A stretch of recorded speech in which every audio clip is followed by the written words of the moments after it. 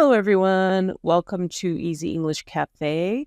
Today's common phrase of the day is rain on someone's parade. This phrase means to spoil someone's good mood, excitement, or plans. Imagine someone is having a celebration or party or a parade outside where you're enjoying it outside and it rains. It ruins the fun.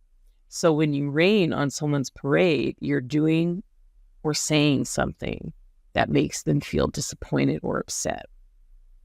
So here are some sample sentences. I didn't want to rain on her parade, but I had to tell her the trip was canceled. He was so excited about his job, so I didn't want to rain on his parade by talking about my bad day. Please don't rain on my parade. Let me enjoy this moment. So try to use this in a sentence. Try to listen for it as well in movies and TV shows that you watch. It's pretty easy to use, and it's used in any situation, really. So let me see what you guys come up with. Put it in the chat. And good luck. Like and subscribe. Thank you so much. Bye.